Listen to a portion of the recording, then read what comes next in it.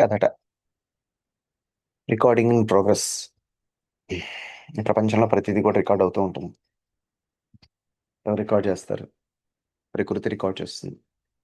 మంచి అయినా చెడైనా నువ్వు ఏ పేరైనా పెట్టు, జరిగేది రికార్డ్ అవుతుంది. ఆల్రెడీ రికార్డ్ అయిన దాన్ని బట్టి ఆ రిజల్ట్స్ కూడా మనకి ఇప్పుడు వస్తూ ఉంటాయి అన్నమాట.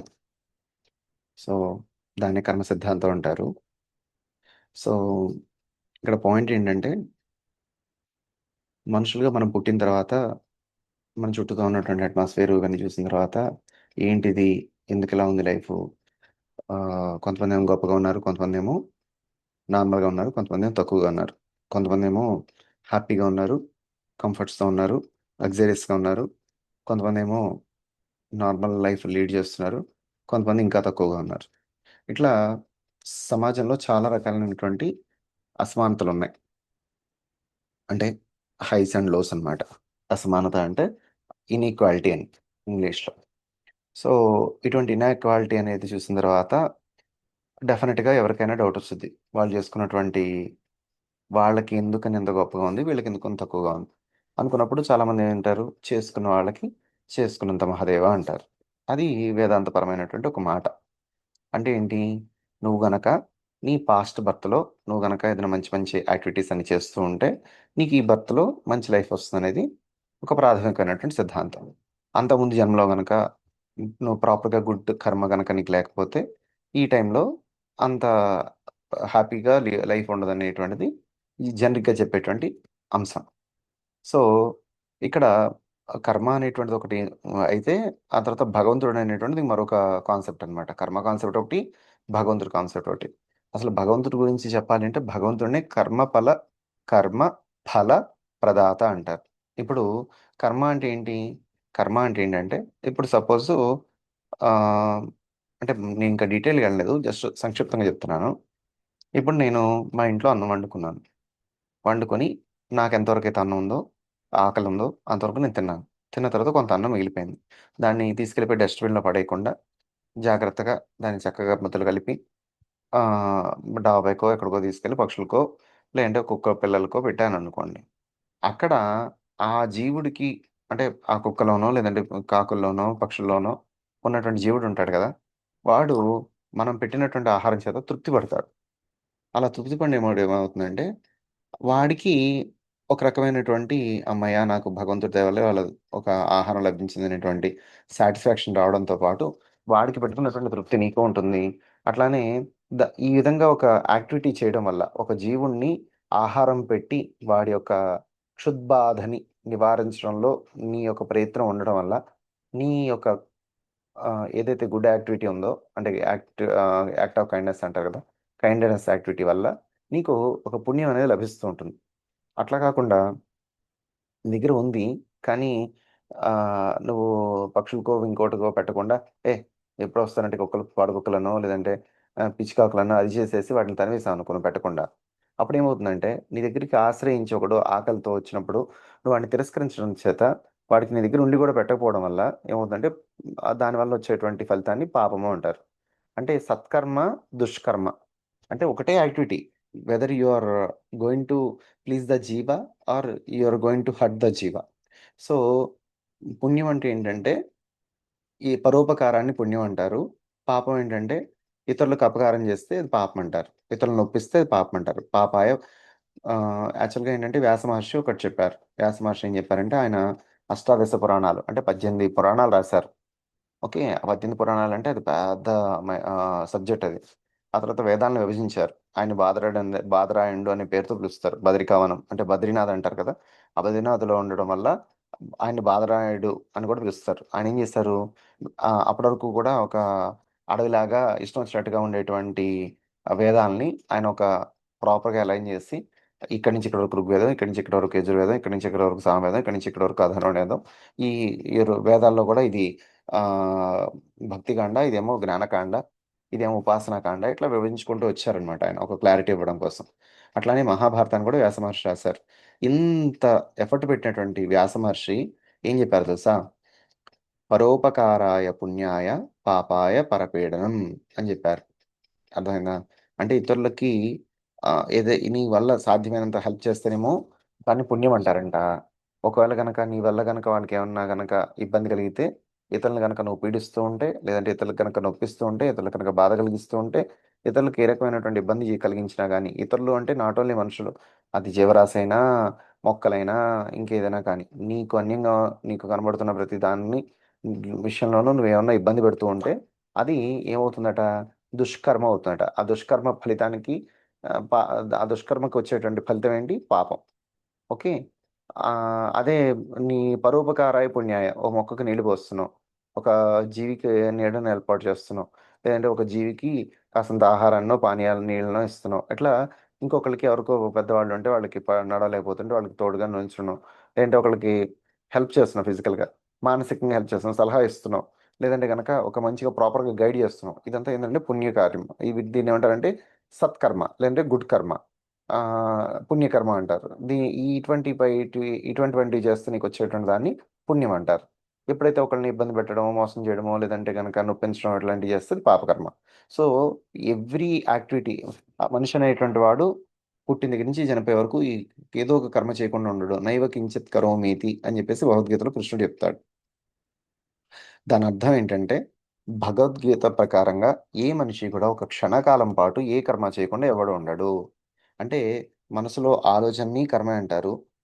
నోటి ద్వారా, నాలుక ద్వారా వ్యక్తమవుతున్నటువంటి మాటలని కర్మే అంటారు.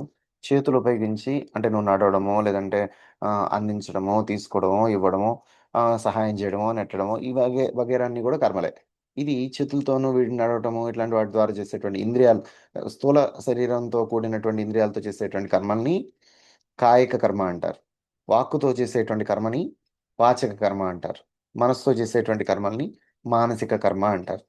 సో, ఈ మనస్సు, వాక్కు, చేత ఈ మూడిటిని కలిపి త్రికరణములు అంటారు. ఈ త్రికరణములు శుద్ధిగా ఎవరికుంటాయంటే మనసులో అనుకుందే నోటితో మాట్లాడి అదే చేసేటువంటి వారిని మహాత్ములంటారు. మనస్యేకం వచస్యేకం కర్మణ్యేకం మహాత్మనః.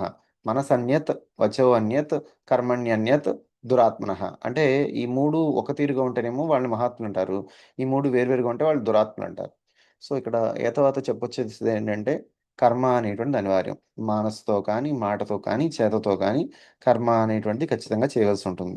ఆ చేసేది 10 మందికి ఉపయోగపడేట్టుగా ఉంటే అది పుణ్యకర్మ అవుతుంది. ఎవరికైనా నొప్పిస్తే అది పాపకర్మ అవుతుంది. సో, మనం కర్మ చేయకుండా ఉండడం అనేటువంటి అవకాశం లేదు కాబట్టి, మనసుతో కానీ, మాటతో కానీ, చేతతో కానీ అవతల వాళ్ళకి నొప్పించకుండా, ఆ! అవతల వాళ్ళకి ఇబ్బంది కలగకుండా, అవతల వాళ్ళకి ఏ రకమైనటువంటి నష్టం కలిగించకుండా ఉండి జాగ్రత్త పడుతూ, అట్లాగే వీలైనంతగా అవతల వాళ్ళకి సహాయం అందించేట్టుగా, మన మాట అవతలోళ్ళకి ఉపయోగపడేట్టుగా, మన వల్ల అవతలోళ్ళకి హెల్ప్ అయ్యేట్టుగా, మనం ఉన్నదే పరోపకారార్థం శరీరం అంటారు కదా! ఈ శరీరం, ఈ ఫిజికల్ బాడీ ఎందుకున్నాయా అంటే ఇంకొకళ్ళకి హెల్ప్ చేయడానికే ఈ ఫిజికల్ బాడీని మనం పొందాము అన్నట్టుగా గనక మనము ఉన్నామనుకోండి. సో, అప్పుడేమవుతుందంటే ఇదంతా గూడా మనకి మంచి హెల్ప్ అవుతుంది. అది మనకి పుణ్యకర్మ కింద దోహదపడుతుందన్నమాట. సో పుణ్యము, పాపము అనేటువంటి దాని గురించినటువంటి ప్రాథమికమైనటువంటి అవగాహన కోసం ఇవి చెప్పబడినయి. అయితే ఇక్కడ నా ముందేమో పుస్తకాలేసుకున్నాం. ఇదేమో స్తోత్రరత్నావళి, ఇదేమో భగవద్గీత. ఓకే. సో, దాంతో పాటు ఇక్కడ ఆదిత్య హృదయము, విష్ణు సహస్రనామము, సౌందర్యలహరి, ఇంకోటి లలిత సహస్రనామం ఇవన్నీ పెట్టుకున్నా. ఇవన్నీ గూడా డివైన్ నేమ్స్, డివైన్ చాంట్స్. ఆ తర్వాత ఆదిత్య హృదయం అనేదేమో సూర్యుడికి రామచంద్రుడు చేసినటువంటి ఒక స్తుతి. ఓకే. ఆదిత్య హృదయం అనేది. ఎందుకంటే సీతమ్మ వారిని ఎత్తుకుపోయిన తర్వాత కూడా శ్రీరాముల వారికి రావణాసురుడి మీద కోపం కలగలేదంట. ఆయన మహాత్ముడు గదా! ఆయనకేం కోపం కలగదు. ఎందుకనంటే ఆ రావణాసురుడికి కూడా ప్రేరణనిచ్చినటువంటిది భగవంతుడే గదా! అనేటువంటి ఆలోచనలో ఉంటాడాయన. సో పాపం రావణాసురుడిని తప్పుపట్టలేదు రాముడు గారు. సరే మొత్తానికి యుగ ధర్మంగాను, లోక ధర్మంగాను ఆయన ఆయన భార్య గారిని వెనక్కి తెచ్చుకోవాలి కాబట్టి యుద్ధం చేశాడు. ఆయన ఒప్పుకోలేదు కాబట్టి యుద్ధం చేశాడు. ఆయన చంపితే గాని రాదు కాబట్టి ఆయన చంపేసే సీతని మళ్ళీ వెనక్కి తెచ్చుకున్నారు. సరే ఇప్పుడు ఈ ప్రాసెస్‌లో ఆయన్ని చంపడానికి గాని, ఆయన పట్ల వ్యతిరేకత అంటే ఆ రకమైనటువంటి ఉద్రిక్తత కలగాలి గదా! ఆయన పట్ల ఆయనకి కోపం రావాలి గదా! అంటే ఆయన ధర్మాగ్రహం రావాలి కదా! కోపం వేరు, ధర్మాగ్రహం వేరు. చాలామంది ఏమనుకుంటారంటే బాధని, కోపని, ధర్మార్గాన్ని 3 ఒకటే అనుకుంటారు. ఏదైనా కొన్ని కొన్ని విషయాల్లో అరె! ఇది ఇలా జరుగుంటే బావుంటుంది కదా! పాపం వీళ్ళెందుకు ఇలా చేస్తున్నారు అని అనిపించిందనుకోండి అది బాధ. కోపం ఎప్పుడొస్తుందంటే అది గుణానికి లోబడిపోయి నేను అనుకున్నట్టుగా నా పనవ్వడం లేదు అనేటువంటిది అనుకుంటూ దానికి పలానా వారు కారణం అనుకుని వారిని నిందించడాన్ని కోపమంటారు. అట్లా కాకుండా ధర్మాగ్రహం. అర్రే! అది అట్లా చేయడం అనేటువంటి ధర్మాన్ని అతిక్రమించినట్టు అవుతుంది కదా! అని చెప్పి చేసేటువంటి దాన్ని ధర్మాగ్రహం అంటారు. సరే, ధర్మాగ్రహానికి, బాధకి, కోపానికి చాలా సిమిలారిటీస్ ఉన్నప్పటికీ కూడా ఒక్కొక్కటి ఒక్కొక్క సందర్భంలో వాడబడుతున్నటువంటి పదజాలం. ఓకే. బాధపడుతుండడం అంటే, అయ్యా! పాపం వీళ్ళెందుకు ఇలా చేస్తున్నారు? వీళ్ళకి ఉన్నటువంటి సమయాన్ని చక్కగా వినియోగించుకోవచ్చు కదా! ఇలా దుష్కర్మ చేసుకొని పాపం పెంచుకునే బదులు సత్కర్మ చేసుకొని పుణ్యం పెంచుకోవచ్చు కదా! భగవదనుగ్రహం పొందడానికి జీవితాన్ని వినియోగించుకోవచ్చు కదా! జీవితాన్ని ట్రాన్స్‌ఫార్మ్ చేసుకోవచ్చు కదా! అనేటువంటి భావంతో ఏదైనా ఒక అంశాన్ని గనక వ్యక్తం చేసినప్పుడు అది బాధగా వ్యక్తం చేసినా, అక్కడ మనం తీసుకోవాల్సిందేంటంటే, ఓకే. వాళ్ళ యొక్క ఇంటెన్షన్ తీసుకోవాలి. సరే, పాయింట్ ఏంటంటే, స్తోత్ర పారాయణ అంటే భగవంతుడిని, నాయనా నువ్వు అంతటి వాడివి, నువ్వు ఇంతటి వాడివి అని చెప్పేసి అంటూ ఉండడం వల్ల భగవంతుడు కరుణించి మనకు మేలు చేస్తాడా? అట్లా ఏం లేదు. పాపం భగవంతుడికి నువ్వు స్తోత్రం చేస్తున్నట్టు తెలీదు, చేయనట్టు తెలీదు. భగవంతుడికి స్తుతి చేయడం వల్ల ఆ స్తోత్రం తాలూకు ఫలితం పొందేది నువ్వే. అర్థమైందా? అంతకుమించి భగవంతుడేం కాదు. భగవంతుడికి ఏమి అదేమంటారు కాకపట్టడం అనేటువంటిది సాధ్యపడదు. భగవంతుడు నిష్క్రియుడు, నిర్గుణుడు, నిరాకారుడు, నిరంజనుడు. అర్థమైందా? నిరుపమానుడు. నువ్వు ఏ పేరైనా పెట్టుకో. అటువంటి వాడే భగవంతుడు. మరి అటువంటి భగవంతుడిని స్తుతి చేయడం వల్ల మనం ఎలా ఫలితం పొందుతాం? మనం ఎలా ఫలితం పొందుతామంటే, మన మనస్సు ఎప్పుడు కూడా లౌకికపరమైనటువంటి ఆలోచనలతో నిండి ఉండి, లౌకికపరమైనటువంటి జగత్తే సత్యం అనుకుని, లౌకిక ధోరణిలోనే ఆలోచిస్తూ ఉంటుందనమాట. అట్లా కాకుండా ఎప్పుడైతే మనం ఈ లౌకిక సంబంధితమైనటువంటి ప్రపంచానికి భిన్నంగా ఒక పారమార్థికమైనటువంటి, పరమాత్మ సంబంధితమైనటువంటి అంశాన్ని మన మనసుకిస్తామో, ఈశ్వరా! పరమేశ్వరా! జగదీశ్వర.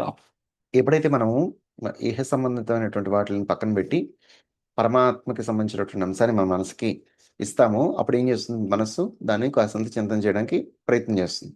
అలా భగవత్ సంబంధితమైనటువంటి అంశాలను చింతన చేయడం వల్ల మనసనేది కాస్తంత నెమ్మదిస్తుంది. నెమ్మదించినప్పుడు దానికి మంచి మంచి ఆలోచనలొస్తాయి. ఏది చేయాలి, ఏది చేయకూడదనే దాని పట్ల స్పష్టతొస్తుంది. దానికి వివేకం పెరుగుతుంది. మనసు నిదానిస్తే ఆరాంసే గనక ప్రతి దాన్ని చూడగలిగితే మనసుకి వివేకం కలుగుతుంది. ఆ వివేకం వల్ల what is good, what is not, what is what I have to do, what I need not to do. ఇట్లా ఆలోచించడం చేసేటువంటి పరిస్థితి మనకొస్తుంది, మనసుకొస్తుంది. అప్పుడు బుద్ధి ఏం చేస్తుంది? గుడ్, ఇది గుడ్ కదా! ఇది చేయాలి కదా! అని చెప్పి గుడ్‌కి ఓటేస్తుంది. ఇది బ్యాడ్ కదా! ఇది చేయకూడదు కదా! అని చెప్పి బ్యాడ్‌కి నో చెప్తుందనమాట. సో, అట్లా ఇక్కడ పాయింట్ ఏంటంటే, ఈ స్తోత్ర పారాయణలు వగైరాలు చేయడం వల్ల ఏమవుతుందంటే, మనలో మనం కొంత ట్రాన్స్‌ఫర్మేషన్ తెచ్చుకోవచ్చు. ఈశ్వర! ఐయామ్ సారీ ఫర్ ఆవలింతలు. చల్స్. పాయింట్ ఏంటంటే, ఆహ్, ఇక్కడ స్తోత్ర పారాయణలో ఆదిత్య హృదయం అని ఉంది గదా! ఈ ఆదిత్య హృదయం ఇవన్నీ అంటే యాక్చువల్లీ రామాయణం రామాయణాంతర్గతంగా తీసుకున్నారు ఆదిత్య హృదయాన్ని. అంటే రామాయణంలో వాల్మీకి మహర్షి పరిస్థితి వేరు. వాల్మీకి మహర్షి యొక్క జీవిత వృత్తాంతాన్ని తెలుసుకుంటే అదొక పెద్ద చాప్టర్. సంక్షిప్తంగా చెప్పాలి అంటే పూర్వకాలంలో ఒక చోటు నుంచి ఇంకో చోటుకి వెళ్ళాలంటే ఆహ్, ఎద్దుల బండిని ఎక్కించుకొని బెద్దుల బండి మీద వెళ్తూ ఉండేవారన్నమాట. లేదా గుర్రపు బండ్ల మీద వెళ్తూ ఉండేవారు. ఒక ఊరు నుంచి మరొక ఊరికెళ్ళాలంటే. ఆ ఊళ్ళ మధ్యలో కూడా రహదారులు వగైరాలు ఉండేవి కావు. అవన్నీ అడవులు దాటుకుంటూ వెళ్ళాలి. ఎప్పుడైతే అడవులు దాటుకుంటూ వెళ్ళాలో అక్కడ దారి మధ్యలో బందిపోట్లని ఉంటారన్నమాట. వాళ్ళేం చేస్తారంటే ఈ ఊరు నుంచి ఆ ఊరు వచ్చేవాళ్ళకి, ఆ ఊరు నుంచి వచ్చేవాళ్ళు సంపద లేదంటే గనక ఆహారం అన్ని తెచ్చుకుంటారు గదా! ఇక్కడి నుంచి అక్కడ ఉండాలంటే. సో, వీళ్ళు ఆ బందిపోట్లు ఏం చేస్తారంటే వచ్చే యాత్రికుల మీద దాడి చేసి వాళ్ళని బెదిరిచ్చో, లేదంటే భయపెట్టో, అవసరమైతే చంపేసో వాళ్ళ దగ్గర ఉన్నటువంటి సొత్తంతా వీళ్ళు కాజేస్తారు.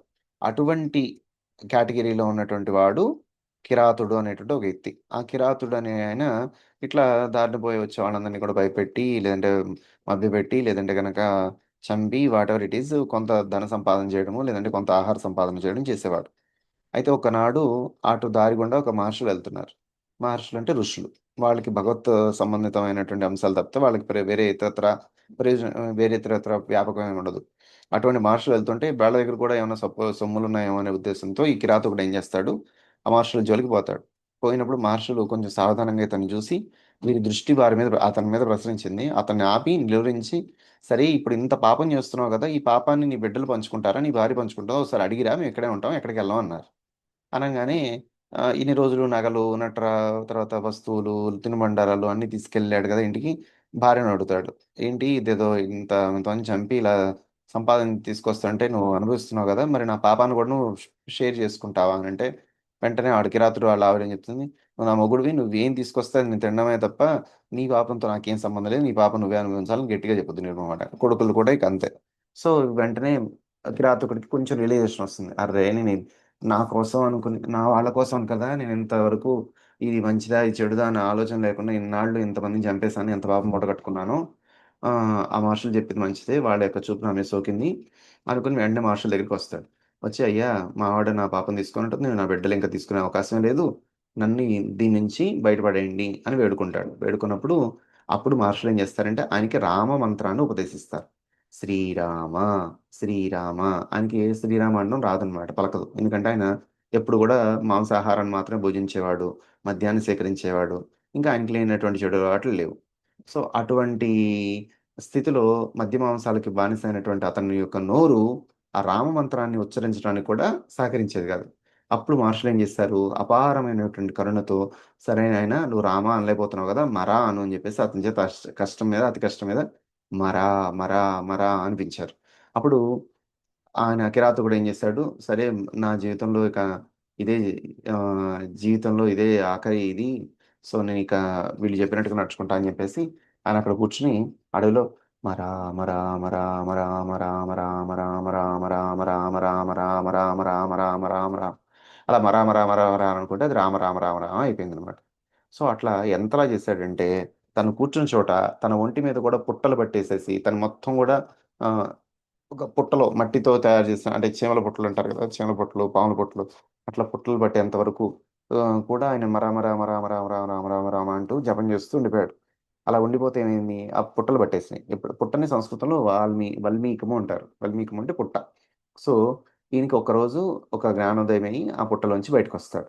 ఆ వల్మీకం అంటే మట్టి పుట్టలోంచి బయటకు వచ్చాడు కాబట్టి అతన్ని వాల్మీకి అన్నారు. కిరాతుడు ఆ విధంగా వాల్మీకి అయిపోయాడు. ఆ వాల్మీకి అనే ఆయన రామాయణ గ్రంథాన్ని రచించారు. రామాయణం అనేటువంటిది ఉత్తమోత్తమైనటువంటి గ్రంథరాజం. అది ఎంతో నిగూఢమైనటువంటి మంత్రాలు అన్ని దాంట్లో ఉంటాయన్నమాట. ఒక ఒక శ్లోకాన్ని చదివితే చాలు దాంట్లో ఎంతో ఎంతో ప్రాశస్త్యం ఉంటుంది. అది 32,000 శ్లోకాలతో ఉన్నట్టుగా చెప్తూ ఉంటారు. అయితే అటువంటిది రాయడానికి ఆయనకి చదువొచ్చా? ఏమైనా వచ్చా? ఏమీ రాదు. కిరాతుడుగా ఉన్నటువంటి అతను పాపాలు చేసి మహా మహర్షుల యొక్క చూపు సోకి ఆయన ఆ విధంగా రామనామ స్మరణ చేయడం ద్వారా ఆయన మహర్షి అయిపోయాడు. అయితే ఒకరోజు ఏమవుతుంది, ఇంకో కిరాతుడు ఉంటాడు. ఆ కిరాతుడు ఏం చేస్తాడు, అక్కడ చెట్టు మీద 2 పక్షులు ఉంటాయి. అవేంటంటే క్రౌంచ పక్షులు అంటారు. వాటిని ఏమంటారు తెలుగులో? పావురాలు అంటారు. ఆ పావురాలు అవి లవ్ బర్డ్స్ అన్నమాట. అవి ఒకదానికొకటి ఆ, కొంచెం రొమాంటిక్ మూడ్‌లో ఉన్నాయి. ఆ టైంలో కిరాతుడు ఏం చేస్తాడంటే వాటిలో ఒక పావురానికి బాణం వేస్తాడు. ఆ పావురం చచ్చిపోయిద్ది. చచ్చిపోతే రెండో పావురం ఆ చచ్చిపోయిన పావురం చుట్టూ తిరుగుతూ ఏడుస్తూ ఉంటుందన్నమాట.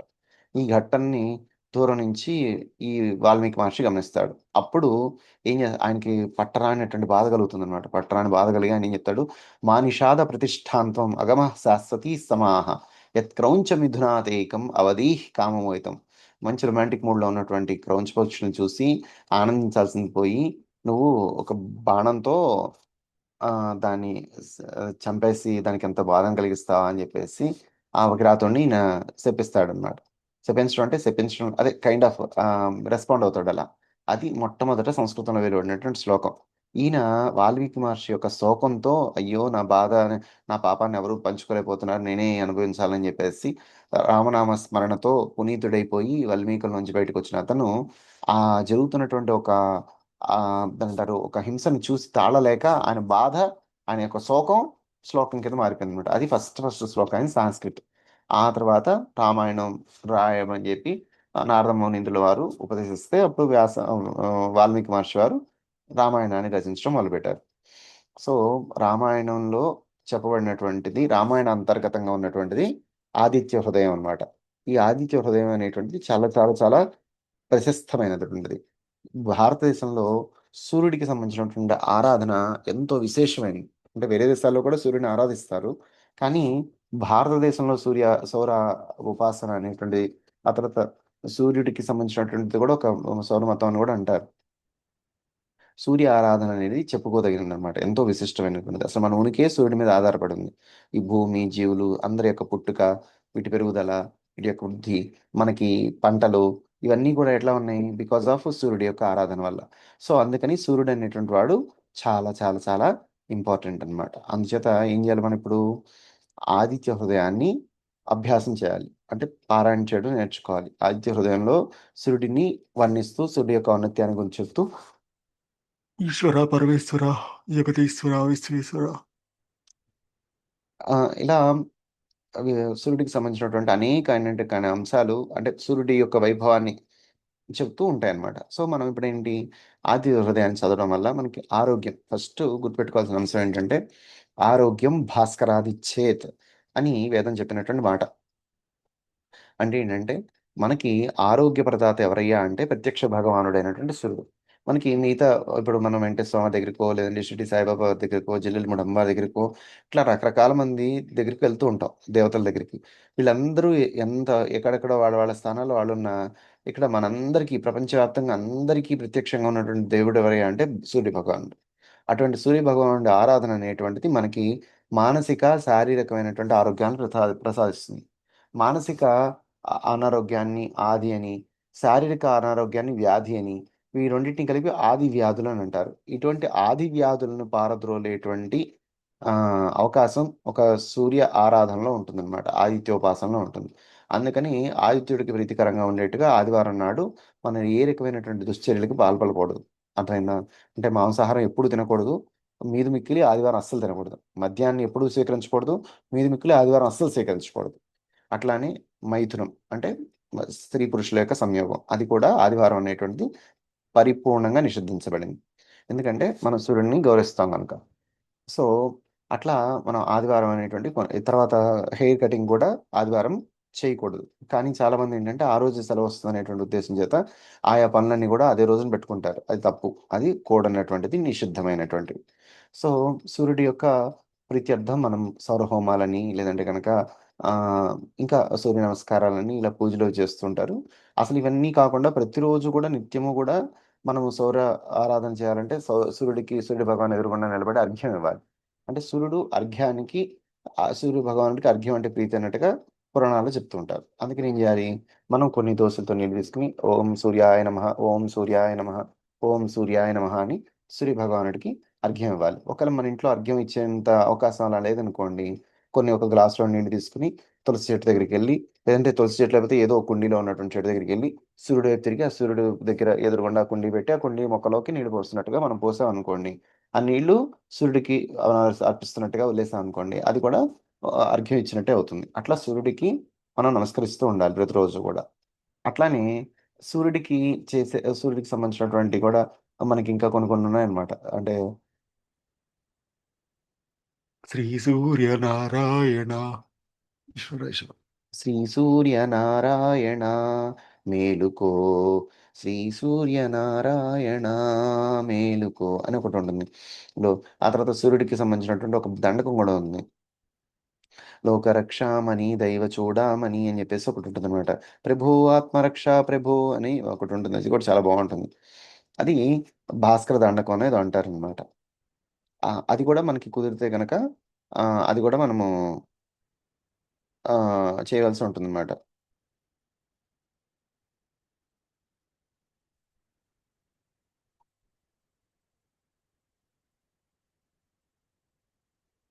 సో అంటే ఆ విధంగా చేయడం వల్ల ఏంటంటే మనమే ఆయన్ని స్మరించుకుంటున్నాం. అర్థమైందా? అలా స్మరించుకోవడం వల్ల మనకే మేలు జరుగుతుంది. ఏ దేవుణ్ణి స్మరించినప్పటికి కూడా జరిగేటువంటి మేలు మనకే. వాళ్ళకేమి మనం స్మరించినంత మాత్రాన వాళ్ళకేదో కలిగేది లేదు. మనం స్మరించినంత మాత్రాన వాళ్ళకి పోయేదేం లేదు. మన యొక్క ప్రయోజనం కోసం, మన యొక్క వెల్ బీయింగ్ కోసం, మన యొక్క బెటర్‌మెంట్ కోసం మనం ఏం చేస్తున్నాం? సౌర ఆరాధన అనేటువంటిది చేస్తున్నాం అనమాట.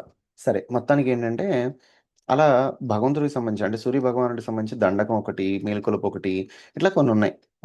మనకి ఇంకా సూర్యుడికి సంబంధించినటువంటి స్తోత్రాలు కూడా అనేకం ఉంటాయన్నమాట.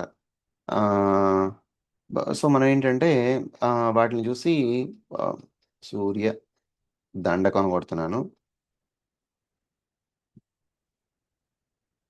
ఈ దండకం అనేది జనరల్‌గా తెలుగులో చాలా ప్రశస్తి. అందుకని మనము తెలుగు వాళ్ళం కాబట్టి మనం ఇలా సూర్యనారాయణ దండకం అనమాట. చూడండి ఇదెలా ఉందో.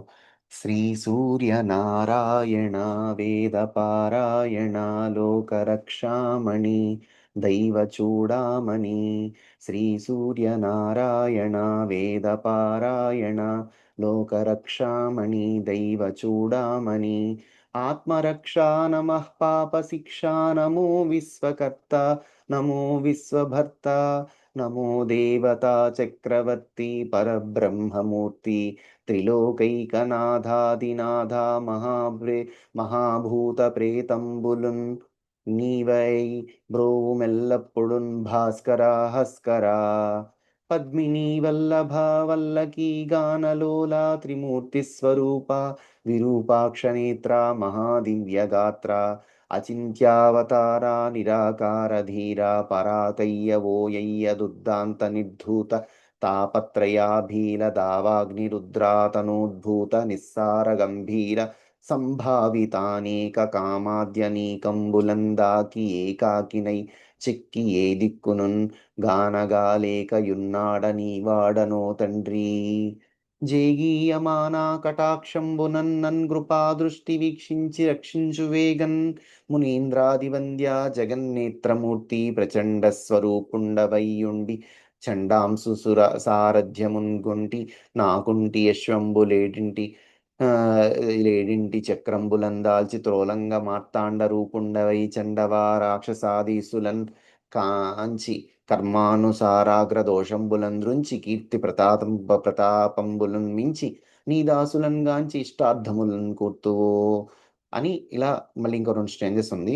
దృష్టి వేల్ప మహాపాప కర్మాలకున్నాలయం వైన ఈ దేహ భారంబుగాని కసూరోత్తమ ఒప్పులన్ తప్పులన్ నేరముల్ మాని పాలింపవే సహస్రాంశుండవైనట్టి నీ కీర్తి కీర్తింపనేనేర్తున ద్వాదశాత్మా దయాళుత్వమున్ తత్వమున్ జూపిన ఆత్మభేదంబులన్ బాపి పోషింప నీవంతు నిన్నున్ ప్రశంసింప నావంతు అశేష భాషాధిపుల్ గానగాలేరు నీ దివ్య రూప ప్రభావంబు కానంగా నేనెంత ఎల్లప్పుడున్ స్వల్ప జీవుండనౌదున్ మహాకష్టుడన్ నిష్టయున్ లేదు నీ పాద పద్మంబులే సాక్షి దుశ్చింతలన్ బాపి నిశ్చింతుగన్ జేయవే కామితార్థప్రదా శ్రీ మహాదైవరాయ పరావస్తులైనట్టి మూడక్షరాలన్ స్వరూపంబు నీదండకం ఎమ్మహిన్ రాయ కీర్తించి విన్నన్ మహాజన్మ జన్మాంతర వ్యాధి దారిద్ర్యముల్ పోయి కామ్యార్థముల్ కొంగు బంగారు తంగేడు జున్నై ఫలించున్ మహదేవ దేవా నమస్తే నమస్తే నమస్తే నమః. ఇది శ్రీ సూర్యనారాయణ దండకం. చాలా చాలా చాలా చాలా సరళంగానే ఉంది, ఏం కఠినంగా ఏం లేదు. మనం ప్రాక్టీస్ చేయొచ్చు. మనకి ట్యూన్ కొంచెం అలవాటు లేని వాళ్ళకి ట్యూన్ కొంచెం కష్టం, నాకు మళ్ళీ.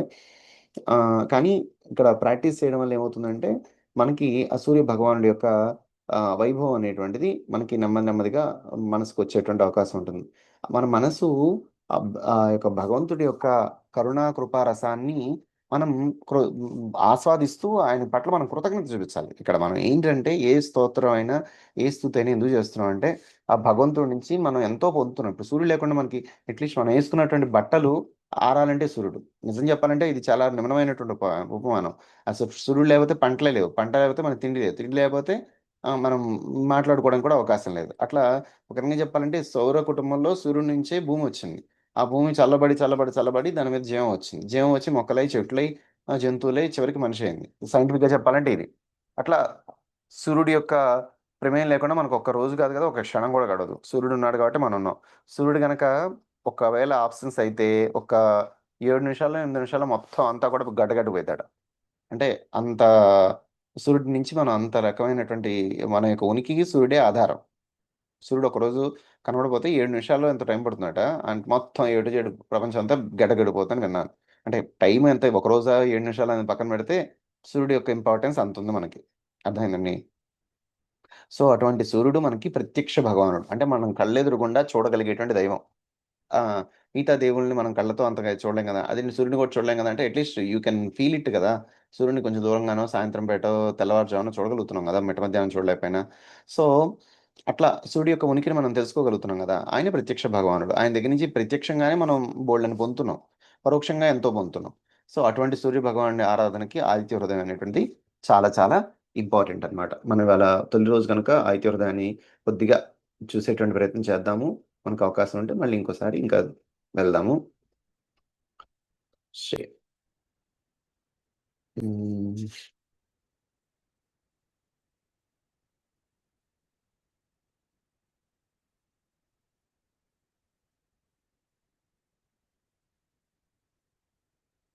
అదండి. ఇక్కడ ఆదిత్య హృదయం ఉంది.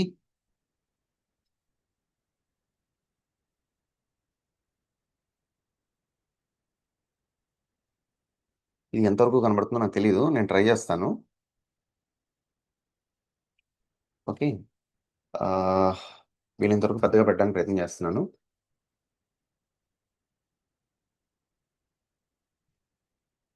అధ సార్ధ ఆదిత్య హృదయం. సార్ధ అంటే మీనింగ్తో కూడిన అని. ఓకే. దీనికి ముందు ఏమి ఇచ్చారంటే ఇక్కడ, ఇది సాంస్క్రిట్ డాక్యుమెంట్స్ వాళ్ళది.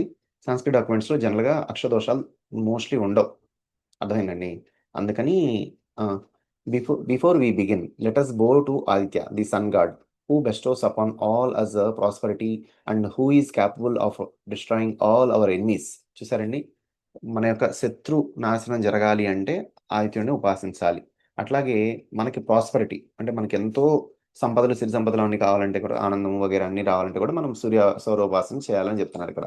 Aditya Hrudayam is the hymn of the sun god and forms part of the canto 107 of the Valmiki Ramayana. Valmiki రామాయణంలో ఉంది, అంటే ఒరిజినల్ రామాయణంలో ఉంది. The setting is the battle field and the fight between Ravana and Lord Srirama has just been suspended.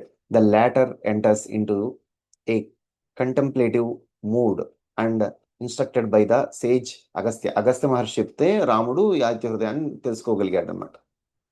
The glory of Aditya the sun god, the great acharya without any equal. Shankaracharya established the worship of 5 deities.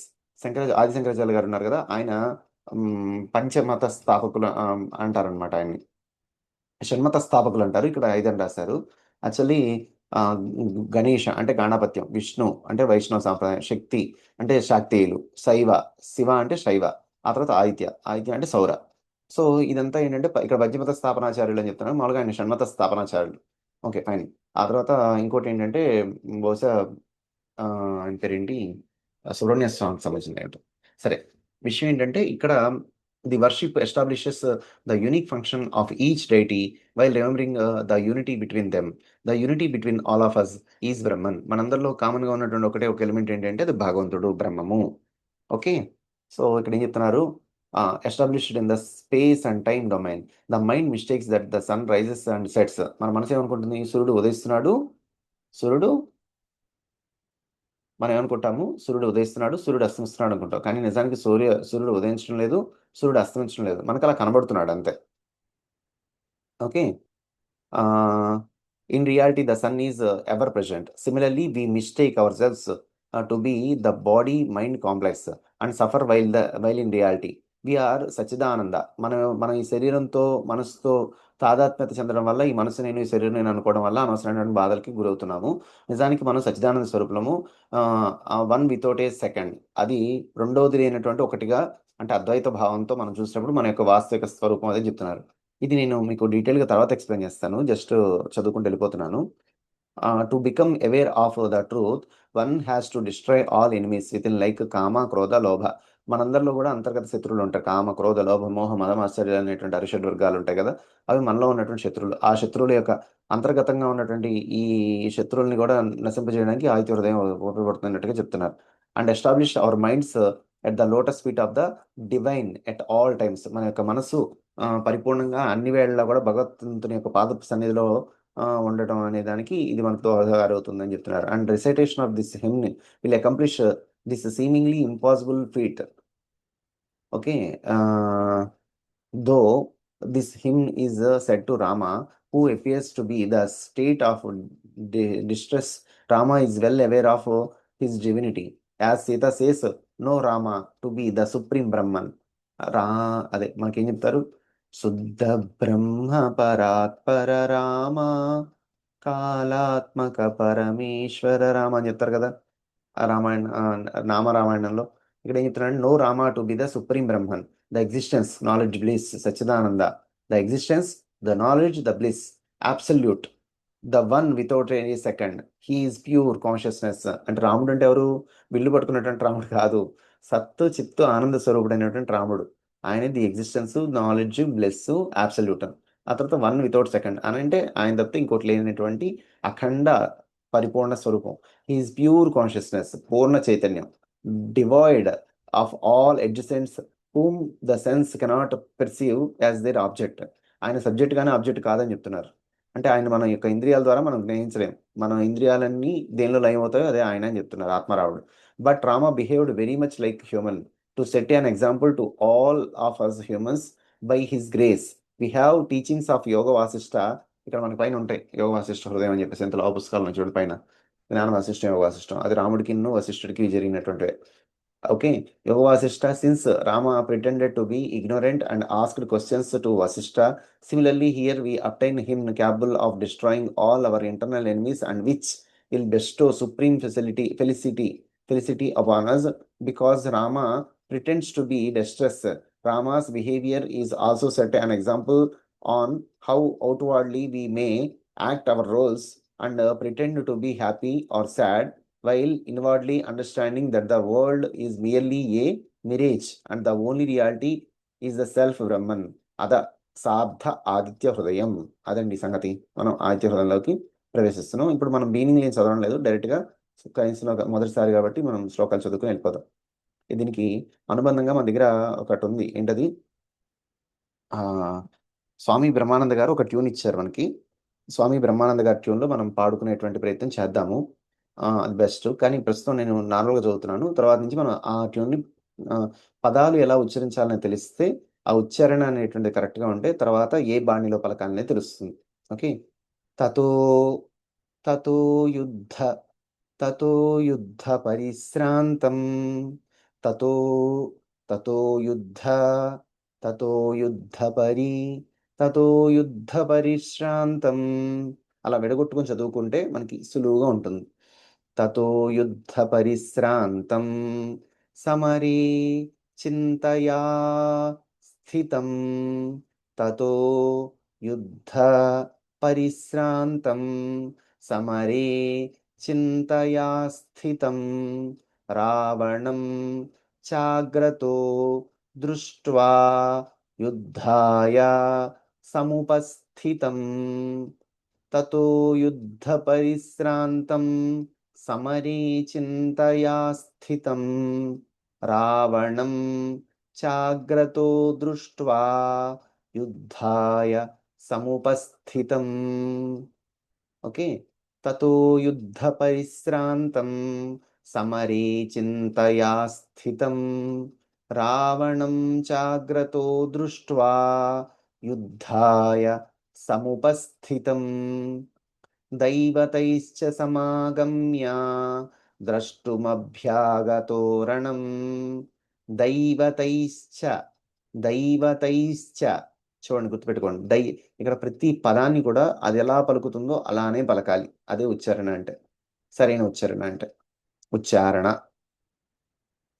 దైవతైశ్చ సమాగమ్య ద్రష్టుమభ్యాగతోరణం ఉపగమ్య బ్రవీద్రామం అగస్త్యో భగవాన్ ఋషి దైవతైశ్చ సమాగమ్య ద్రష్టుమభ్యాగతోరణం ఉపగమ్య బ్రవీద్రామం అగస్త్యో భగవాన్ ఋషి రామ రామ మహాబాహో శృణు గుహ్యం సనాతనం రామ రామ మహాబాహో శృణు గుహ్యం సనాతనం ఏన సర్వాన్ నరీన్ వత్స సమరే విజయిష్యసి రామ రామ మహాబాహో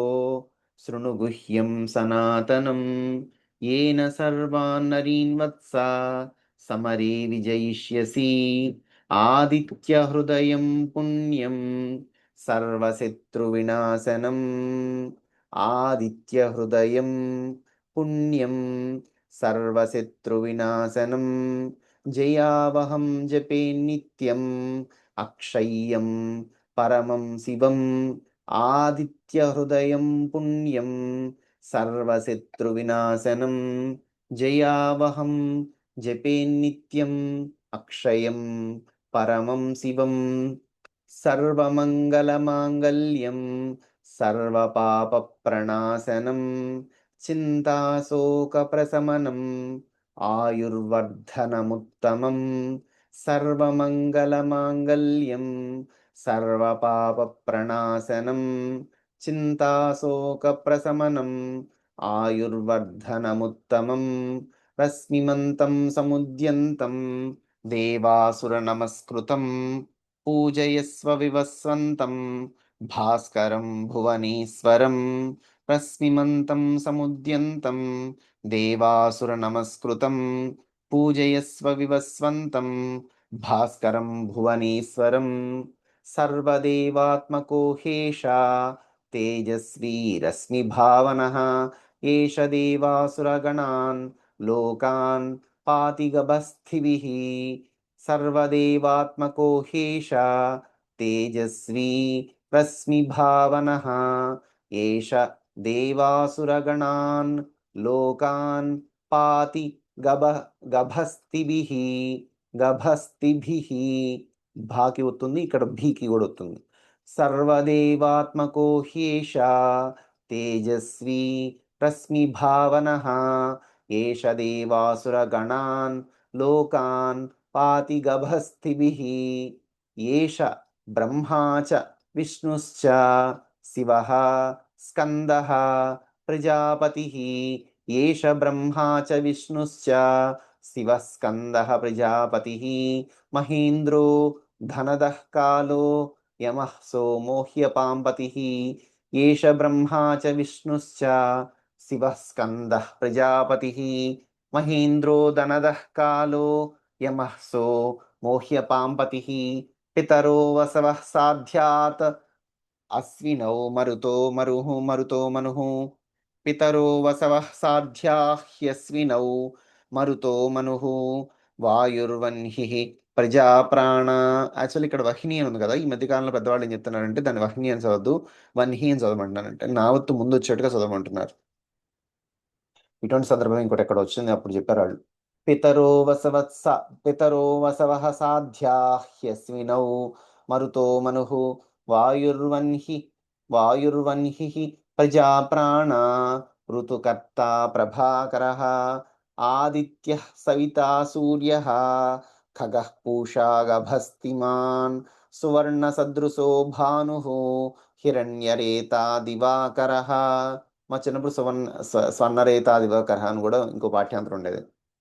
ఆదిత్యః సవితా సూర్యః ఖగః పూషా గభస్తిమాన్ సువర్ణసదృశో భానుః హిరణ్యరేతా దివాకరః హరిదస్వః సహస్రార్చిః సప్తసప్తర్మరీచిమాన్ హరిదస్వః సహస్రార్చిః సప్తసప్తిర్మరీచిమాన్ తిమిరోన్మథనః శంభుః త్వష్టా మార్తాండ అంశుమాన్ హరిదస్వః సహస్రార్చిః సప్తసప్తిర్మరీచిమాన్ తిమిరోన్మథనః శంభుః త్వష్టా మార్తాండ అంశుమాన్ హిరణ్యగర్భః శిశిరః తపనో భాస్కరో రవిః అగ్నిగర్భో అదితేః పుత్రః శంఖః శిశిరనాశనః హిరణ్యగర్భః శిశిరస్తపనో భాస్కరో రవిః అగ్నిగర్భో అదితేః పుత్రః శంఖః శిశిరనాశనః హిరణ్యగర్భః శిశిరః తపనో భాస్కరో రవిః అగ్నిగర్భో అదితేః పుత్రః శంఖః శిశిరనాశనః వ్యోమనాథ స్తమోభేది. నాకు చిన్నప్పుడు ఎవరు నేర్పారండి, వాళ్ళు ఎవరు నేర్పారు నాకు జ్ఞాపకం లేదు, కానీ బహుశా ఎవరు నేర్పారు, మాస్టర్ పేరు నాకు గుర్తులేదు. ఆయన బహుశా వేణుగోపాల స్వామి వారి ఆలయంలో పూజారి గారు అనుకుంటా, ఆయన మాకు మాస్టర్గా కూడా ఉండేవారు.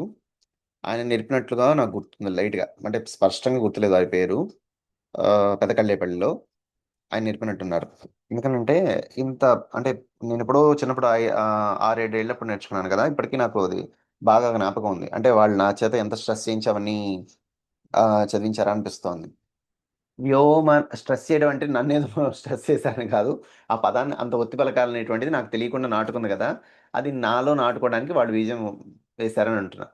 వ్యోమనాథస్తమోభేదీ ఋగ్యజుః సామపారగః ఘనవృష్టిరపామృత్రో ఘనవృష్టి రపాం మిత్రో వింధ్యవీధి ప్లవంగమః వ్యోమనాథ వ్యోమనాథ స్తమో వ్యోమనాథ తమో వ్యోమనాథ తమోభేది, లేదంటే వ్యోమనాథస్తమోభేది ఋగ్యజుస్సామపారగాః వ్యోమనాథస్తమోభేది ఋగ్యజుస్సామపారగः ఘనవృష్టిరపాం మిత్రో వింధ్యవీధి ప్లవంగమః ఆతపీ మండలీ మృత్యుః పింగళః సర్వతాపనః కవిర్విశ్వో మహాతేజాః రక్తః సర్వభవోద్భవः ఆతపీ మండలీ మృత్యుః పింగళః సర్వతాపనః కవిర్విశ్వో మహాతేజాః రక్తః సర్వభవోద్భవः నక్షత్రగ్రహతారాణాం అధిపో విశ్వభావనః నక్షత్రగ్రహతారాణాం అధిపో విశ్వభావనః తేజసామపి తేజస్వి ద్వాదశాత్మన్నమోऽస్తు తే నక్షత్రగ్రహతారాణాం అధిపో విశ్వభావనః తేజసాం అపి తేజస్వి అంటే తేజస్సులన్నింటిలోకి తేజస్సు అయినటువంటి వాడు ద్వాదశాత్ముడు అటువంటి సూర్యభగవానుడికి నమస్కృతులు. నక్షత్రగ్రహతారాణాం అధిపో విశ్వభావనః తేజసామపి తేజస్వి ద్వాదశాత్మన్నమోऽస్తు తే. అక్కడ చూడండి ఆయన ఎంత మీనింగ్ ఇస్తున్నారో. దీని he is the lord of stars, planets and all constellations. He is the origin of everything in the universe, and he is the cause of luster of even the brilliant ones situations to thee who is the one being manifest in 12 forms of the sun. అదే ద్వాదశాత్మ నమోస్తుతే అన్నారు కదా. నక్షత్రగ్రహతారాణాం అధిపో విశ్వభావనః తేజసాం అపి తేజస్వి ద్వాదశాత్మన్నమోऽస్తు తే. నమః పూర్వాయ గిరయే పశ్చిమాయాద్రయే నమః. నమః పూర్వాయ గిరయే పశ్చిమాయాద్రయే నమః. జ్యోతిర్గణానాం పతయే దినాధిపతయే నమః. నమః పూర్వాయ గిరయే పశ్చిమే విష్ణు విష్ణు విష్ణు. నమః పూర్వాయ గిరయే పశ్చిమాయాద్రయే నమః. జ్యోతిర్గణానాం పతయే దినాధిపతయే నమః. జయాయ జయభద్రాయ జయాయ జయభద్రాయ హర్యస్వాయ నమో నమః. నమో నమః సహస్రాంశో ఆదిత్యాయ నమో నమః. జయాయ జయభద్రాయ హర్యస్వాయ నమో నమః. నమో నమః సహస్రాంశో ఆదిత్యాయ నమో నమః. నమ ఉగ్రాయ వీరాయ సారంగాయ నమో నమః. నమః పద్మప్రబోధాయ మార్తాండాయ నమో నమః. నమ ఉగ్రాయ వీరాయ సారంగాయ నమో నమః. నమః పద్మప్రబోధాయ మార్తాండాయ నమో నమః. బ్రహ్మేశానాచ్యుతేశాయ సూర్య ఆదిత్యవర్చసే భాస్వతే సర్వభక్షాయ రౌద్రాయ వపుషే నమః. బ్రహ్మేశానాచ్యుతేశాయ సూర్యాయాదిత్యవర్చసే భాస్వతే సర్వభక్షాయ రౌద్రాయ వపుషే నమః. తమోఘ్నాయ హిమఘ్నాయ తమోఘ్నాయ హిమఘ్నాయ శత్రుఘ్నాయామితాత్మనే కృతఘ్నఘ్నాయ దేవాయ జ్యోతిషాం పతయే నమః. తమోఘ్నాయ హిమఘ్నాయ శత్రుఘ్నాయామితాత్మనే కృతఘ్నఘ్నాయ దేవాయ జ్యోతిషాం పతయే నమః. తప్తచామీకరాభాయ వహ్నయే విశ్వకర్మణే తప్తచామీకరాభాయ వహ్నయే విశ్వకర్మణే నమస్తమోభినిఘ్నాయ రుచయే లోకసాక్షిణే తప్తచామీకరాభాయ వహ్నయే విశ్వకర్మణే నమస్తమోభినిఘ్నాయ రుచయే లోకసాక్షిణే నాశయత్యేష వైభూతం తదేవ సృజతి ప్రభుః పాయత్యేష తపస్త్యేష వర్షత్యేష గభస్తిభిః నాశయత్యేష వైభూతం తదేవ సృజతి ప్రభుః పాయత్యేష తపత్యేష వర్షత్యేష గభస్తిభిః నాశయత్యేష వైభూతం తదేవ సృజతి ప్రభుః పాయత్యేష తపత్యేష వర్షత్యేష గభస్తిభిః ఏష సుప్తేషు జాగర్తి భూతేషు పరినిష్ఠితః ఏష ఏవాగ్నిహోత్రం చ ఫలం చైవాగ్నిహోత్రిణాం ఏష సుప్తేషు జాగర్తి భూతేషు పరినిష్ఠితః ఏష ఏవాగ్నిహోత్రం చ ఫలం చైవాగ్నిహోత్రిణాం వేదశ్చ క్రతవశ్చైవ క్రతూనాం ఫలమేవ చ యాని కృత్యాని లోకేషు సర్వ ఏష రవిప్రభుః వేదాశ్చ క్రతవశ్చైవ క్రతూనాం ఫలమేవ చ యాని కృత్యాని లోకేషు సర్వ ఏష రవిః ప్రభుః ఫలశ్రుతిః ఏన మాపత్సు కృచ్ఛ్రేషు కాంతారేషు భయేషు చ కీర్తయన్ పురుషః కశ్చిన్నావసీదితి రాఘవ ఏన మాపత్సు కృచ్ఛ్రేషు కాంతారేషు భయేషు చ కీర్తయన్ పురుషః కశ్చిన్నావసీదతి రాఘవ పూజయస్వై నమేకాగ్రో దేవదేవం జగత్పతిం పూజయస్వై నమేకాగ్రో దేవదేవం జగత్పతిం ఏతత్త్రిగుణితం జప్త్వా యుద్ధేషు విజయిష్యసి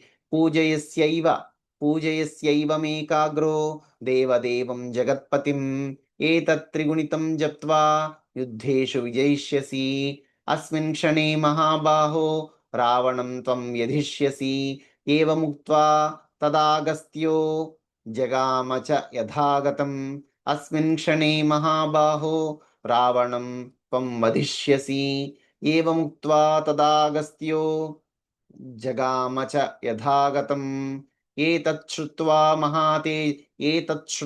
అంటే ఇది విన్న తర్వాత ఏతత్శ్రుత్వా అని కూడా అనొచ్చు ఏతచ్చుత్వా మహాతేజ నష్టశోకో అభవత్ తదా ఇది విన్న తర్వాత ఇంకా నష్టశోకాలు అనేటువంటివి ఉండవు అని ఏతచ్చుత్వా మహాతేజ నష్టశోకో అభవత్ తదా ధారయామాస సుప్రీతో రాఘవః ప్రియతాత్మవాన్ ఆదిత్యం ప్రేక్ష్య జప్త్వా తు పరం హర్షామవాప్తవాన్ త్రిరాచమ్య శుచిర్భూత్వా ధనురాదాయ వీర్యవాన్ ఆదిత్యం ప్రేక్ష్య జప్త్వా తు పరం హర్షమవాప్తవాన్ త్రిరాచమ్య శుచిర్భూత్వా ధనురాదాయ వీర్యవాన్ రావణం ప్రేక్ష్య హృష్టాత్మా యుద్ధాయ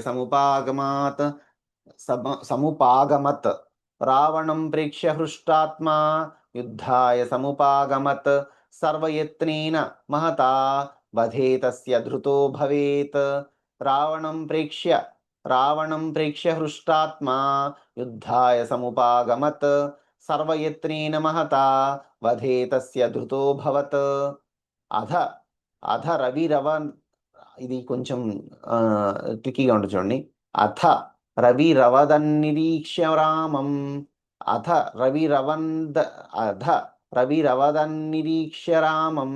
ముదితమనాః పరమం ప్రహృష్యమాణః నిశిచరపతి సంక్షయం విదిత్వా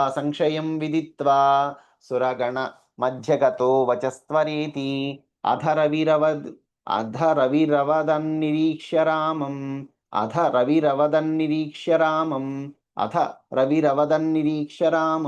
ముదితమనాః పరమం ప్రహృష్యమాణః నిశిచరపతి సంక్షయం విదిత్వా సురగణ మధ్యగతో వచస్త్వరేతి ఇది ఆదిత్యహృదయం మంత్రం స్తోత్రపాఠః ఓం అస్య శ్రీ ఆదిత్యహృదయ స్తోత్ర మహామంత్రస్య ఇక్కడ స్తోత్ర మంత్రస్య ఉంది ఓం అస్య శ్రీ ఆదిత్యహృదయ స్తోత్ర మంత్రస్య శ్రీ అగస్త్య ఋషిః అనుష్ఠుప్ ఛందః శ్రీ ఆదిత్యహృదయ భూతో భగవాన్ బ్రహ్మా దేవతాః ఓం బీజం రశ్మిమతి రశ్మిమతేరితి శక్తి ఓం ఓం తత్సవితురిత్యాది గాయత్రీ కీలకం నిరస్తాశేష విఘ్న విఘ్నతయా బ్రహ్మ విద్యా సిద్ధౌ సర్వత్ర జయ సిద్ధౌ చ వినియోగ. ఐక్య అయితే బ్రహ్మ విద్య ఎందు కూడా సిద్ధిని పొందేందుకు మనకి ఇది ఉపకరిస్తుందని చెప్తున్నారు. అధ ఋష్యాదిన్యాస ఓం అగస్త్య ఋషే నమ శిరసి అనుష్ఠుప్ ఛందసే నమ ముఖే ఆదిత్య హృదయ భూత బ్రహ్మదేవతాయై నమ హృది ఓం బీజాయ నమ గుహ్యే ఓం రశ్మిమతే శక్తయే నమ పాదయో ఓం వితురిత్యాది గాయత్రీ కీలకాయ నమ నాభౌ వినియోగాయ నమ సర్వాంగే ఇది ఋష్యాదిన్యాస అధ కరన్యాస ఓం రశ్మిమతే అంగుష్టాభ్యాం నమ ఓం సముద్యతే తర్జనీభ్యాం నమ ఓం దేవాసుర నమస్కృతాయ మధ్యమాభ్యాం నమ ఓం వ్యవస్థతే అనామికాభ్యాం నమ ఓం భాస్కరాయ నమ కనిష్ఠికాభ్యాం నమ ఓం భువనేశ్వరాయ కరతల కరపృష్టాభ్యాం నమ ఇది కరన్యాస. ఓం హృదయాది షడంగన్యాస ఓం రశ్మిమతే హృదయాయ నమ ఓం సముద్యతే శిరసాయ స్వాహ ఓం దేవాసుర నమస్కృతాయ శిఖాయ వషట్ ఓం విశ్వవతే కవచాయ హుం ఓం భాస్కరాయ నేత్రత్రయాయ వషట్ ఓం భువనేశ్వరాయ అస్త్రాయ ఫట్ ఇది హృదయాది షడంగన్యాస. అధ ఆదిత్య హృదయం. ఇంకా మళ్ళీ శ్లోకాలు ఇచ్చారు. తతో యుద్ధ పరిశ్రాంతం సమరే చింతయా స్థితం రావణం చాగ్రతో దృష్ట్వా యుద్ధాయ సముపస్థితం దైవతైశ్చ సమాగమ్య ద్రష్టుమభ్యాగతోరణం ఉపగమ్య బ్రవీద్రామం అగస్త్యో భగవాన్ ఋషి రామ రామ మహాబాహో శృణుగుహ్యం సనాతనం ఏన సర్వాన్ నరీన్ వత్స సమరే విజయిష్యసి.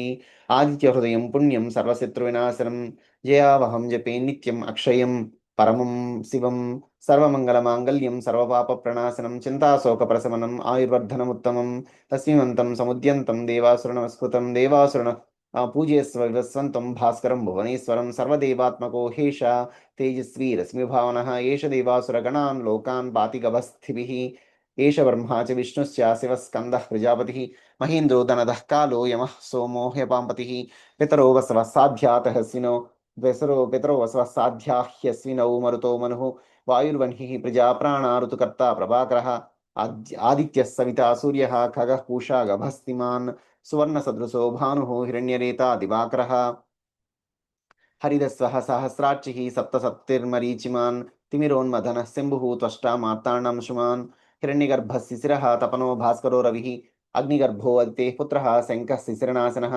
వ్యోమనాథస్తమో భేదీ ఋగ్యజుస్సామపారగः ఘనవృష్టిరపాం మిత్రో వింధ్యపీధీ ప్లవంగమः ఆతపి మండలీ మృత్యుః పింగళः సర్వతాపనः కవిర్విశ్వో మహాతేజాః రక్తः సర్వభవోద్భవः నక్షత్రగ్రహతారాణాం అధిపో విశ్వభావనः తేజసామపి తేజస్వీ ద్వాదశాత్మన్నమోऽస్తు తే నమః పూర్వాయ గిరయే పశ్చిమాయాద్రయే నమః జ్యోతిర్గణానాం పతయే దినాధిపతయే నమః జయాయ జయభద్రాయ హర్యస్వాయ నమో నమః నమో నమః సహస్రాంశో ఆదిత్యాయ నమో నమః నమ ఉగ్రాయ వీరాయ సారంగాయ నమో నమః నమః పద్మ ప్రబోధాయ మార్తాండాయ నమో నమః బ్రహ్మేశానాచ్యుతేశాయ సూర్యాయ ఆదిత్యవర్చసే భాస్వతే సర్వభక్షాయ రౌద్రాయ ఉపషే నమః తమోఘ్నాయ హిమఘ్నాయ శత్రుఘ్నాయామితాత్మని కృతఘ్నఘ్నాయ దేవాయ జ్యోతిషాం పతయే నమః తప్తచామీకరాభాయ వహ్నయే విశ్వకర్మణి నమస్తమోభినిఘ్నాయ రుచయే లోకసాక్షిణి నాశయత్యేష వైభూతం తదేవ సృజతి ప్రభుః పాయత్యేష తపత్యేష వర్షత్యేష గభస్తిభిః ఏష సుప్తేషు జాగర్తి భూతేషు పరినిష్ఠితః ఏష ఏవాగ్నిహోత్రం చ ఫలం చైవాగ్నిహోత్రిణాం వేదశ్చ క్రతవశ్చైవ క్రతూనాం ఫలమేవ చ యాని కృత్యాని లోకేషు సర్వ ఏష రవిః ప్రభుః. ఫలశ్రుతిః ఏన మాపత్సు కృచ్ఛ్రేషు కాంతారేషు భయేషు చ కీర్తయన్ పురుషః కశ్చిన్ నావసీదితి రాఘవ పూజయస్వైనమేకాగ్రో దేవదేవం జగత్పతిం ఏతత్త్రిగుణితం జప్త్వా యుద్ధేషు విజేష్యసి అస్మిన్ క్షణే మహాబాహో రావణం త్వం వధిష్యసి ఏవముక్త్వా తదాగస్త్యో జగామ చ యథాగతం ఏతత్ శ్రుత్వా మహాతేజ నష్టశోకో అభవత్తదా ధారయామాస సుప్రీతో రాఘవః ప్రయతాత్మవాన్ ఆదిత్యం ప్రేక్ష్య జత్వా తు పరం హర్షమవాప్తవాన్ త్రిరాచమ్య శుచిర్భూత్వా ధనురాదాయ వీర్యవాన్ రావణం ప్రేక్ష్య హృష్టాత్మా యుద్ధాయ సముపాగమాత్ యుద్ధాయ సముపాగమత్ సర్వయత్నేన మహతా వధే తస్య ధృతో భవేత్ అథ రవిరవన్ అథ రవిరవదన్నిరీక్ష్య రామం ముదితా ముదితమనాః పరమం ప్రహృష్యమాణः నిశిచరపతి సంశయం విదిత్వా సురగణమధ్యగతో వచత్వరేతి ఇది ఆదిత్యహృదయం మంత్రం. ఓం శ్రీ సూర్యాయ నమ. ఓం శ్రీ సూర్యనారాయణాయ నమ. ఓం శ్రీ సూర్యనారాయణాయ నమ. అదండి సంగతి. ఇవాళకి మనం ఆదిత్య హృదయంతో ఏకాదశిని పరమ పవిత్రం చేసుకోగలిగాం. అమ్మవారి దయ వల్ల. జై హో మాతా శ్రీ అనసూయ రాజరాజేశ్వరి శ్రీ పరాత్పరి. అయ్యో, రికార్డ్ అవ్వలేదా? రికార్డ్ అయినట్లేదండి.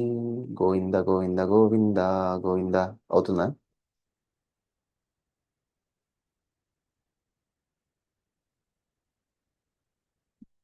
రికార్డ్ అవుతున్నట్టు చూపిస్తుంది. Stop recording. పోలే.